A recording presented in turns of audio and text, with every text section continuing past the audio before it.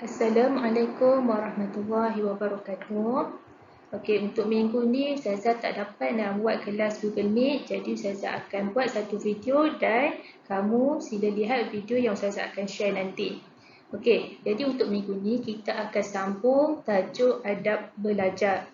Kalau kita ingat, minggu lepas kita dah masuk dua topik bawah adab belajar ni, iaitu yang pertama adab ketika belajar dan yang kedua doa sebelum belajar. Okey, jadi saya akan ulang sedikit apa yang kita dah belajar minggu lepas. Okey, jadi untuk adab ketika belajar kita dah belajar minggu lepas, kesemuanya ada 6. Okey, yang pertama membaca doa sebelum belajar, kedua memberi tumpuan ketika guru mengajar, ketiga duduk dengan sopan, keempat tidak berbual-bual ketika guru mengajar, kelima taat dan patuh arahan guru, dan yang keenam meminta izin guru sekiranya ada keperluan untuk keluar kelas. Okey, kita teruskan, kita tengok pula doa sebelum belajar. Okey, kalau kamu tengok dalam buku teks, doa sebelum belajar ni panjang. Okey, jadi yang saya share di sini doa yang pendek sikit. Okey. Okey, doa sebelum belajar ni berbunyi Rabbi zidni ilma warzuqni fahma. Rabbi shrah li sadri wa yassir li amri wahlul 'uqdatan min lisani yafqahu qawli. Maksudnya, wahai Tuhanku, tambahkan ilmuku dan luaskanlah kefahamanku.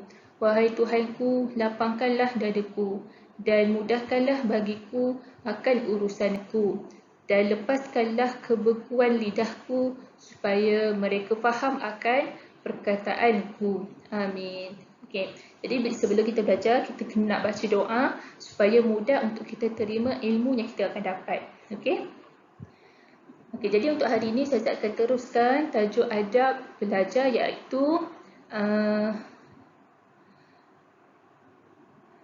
doa selepas belajar.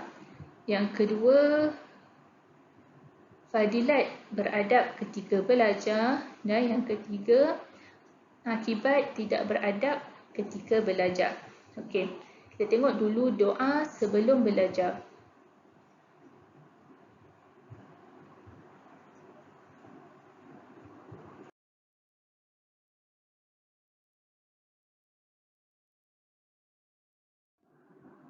Okey.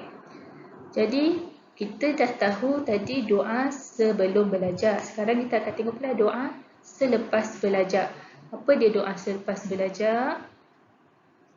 Saya ada share kat depan ni kan. Okey, doa selepas belajar berbunyi Rabbana la tuzigh qulubana ba'da idh hadaitana wa hab lana min ladunka rahmah innaka antal wahhab ya fattahu ya alim iftah qalbi futuhal arifin Allahumma inni astau'iduka ma 'allamtani fardudhu ilayya 'inda hajati ilayh wa la tunsinihi ya rabbal alamin. Okey, tengok apa maksud dia. Daripada doa dan maksud doa selepas belajar yang saya dah bacakan tadi. Okey, jadi selepas belajar kita kena baca doa ni supaya ilmu yang kita dah belajar tadi tu Allah tak tarik, Allah tak buat kita lupa. Okey. Dan bila kita buat, kita amalkan doa sebelum dan selepas belajar, insya-Allah ilmu yang kita belajar tu berkat dan kita akan ingat sampai bila-bila. Okey. Kemudian kita masuk topik yang seterusnya.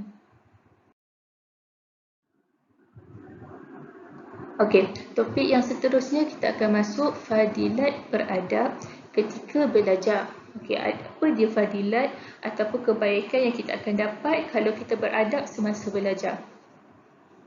Okey, yang pertama, ia akan membentuk peribadi dan akhlak yang mulia.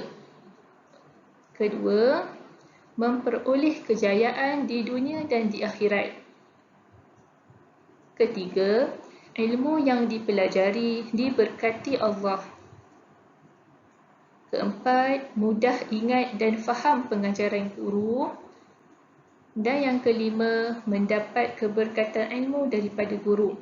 Okay, kalau kita ingat tadi Ustazah ada sebutkan apa dia adab-adab ketika belajar kan, ada 6 semuanya. Jadi bila kita amalkan ke 6 adab ketika belajar itu, okay, kita akan membentuk peribadi ataupun kita akan membina disiplin diri. Jadi kalau kita tahu bila cikgu mengajar, kita kena dengar, kita kena beri tumpuan yang sepenuhnya. Macam tu. Barulah akan nampak dekat akhlak kita jadi yang mulia. Okay. Kemudian bila kita mengamalkan juga adab ketika belajar, guru-guru ni akan sayang. Ustazah suka tengok. Kalau kamu dengar apa Ustazah cakap. Masa Ustazah mengajar, kamu dengar. Masa Ustazah bagi latihan, kamu jawab. Macam itulah baru jadi anak murid yang bagus. Barulah jadi insan yang cemerlang. Okay? Kemudian barulah kamu akan dapat kejayaan di dunia dan akhirat. Okay? Itu antara fadilat beradab ketika belajar. Alright. Dan seterusnya topik yang terakhir.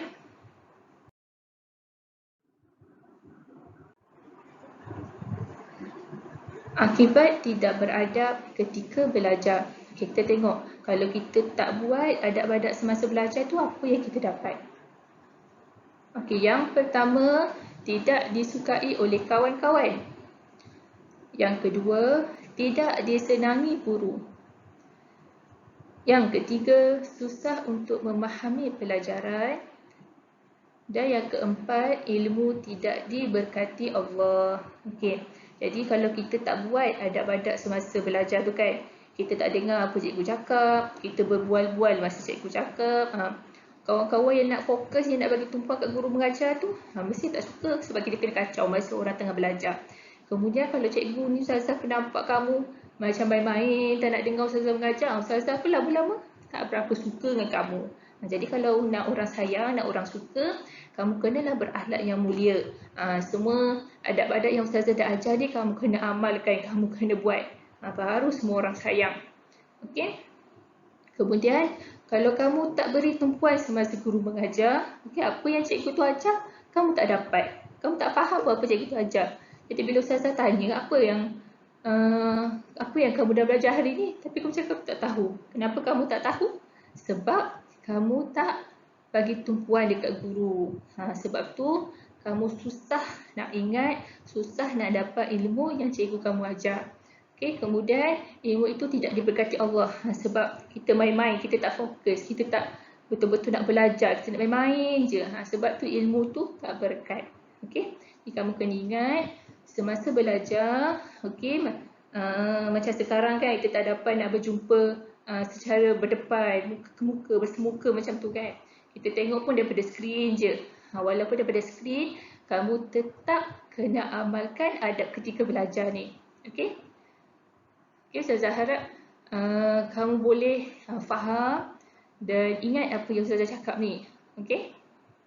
Okay, seterusnya kita tengok sikit apa yang kamu kena amalkan. Okay? Membaca adalah kunci ilmu. Ilmu yang dipelajari hendaklah diamalkan dan disampaikan. Jadi ilmu yang kamu dah dapat kan, macam hari ni Ustazah ajar tajuk adab semasa belajar. Jadi kamu kena amalkan, kamu kena buat. Bila kamu amalkan, kamu buat, kamu akan ingat. Bila kamu dah buat, kamu boleh sampaikan pula dekat adik-adik kamu contohnya. Okay? Okay, jadi saya rasa sampai di sini sahaja dulu. Okay, kelas untuk hari ini. Okay, untuk latihan. Okay, saya ada sediakan sedikit contoh. Okay, kamu salin dalam buku tulis.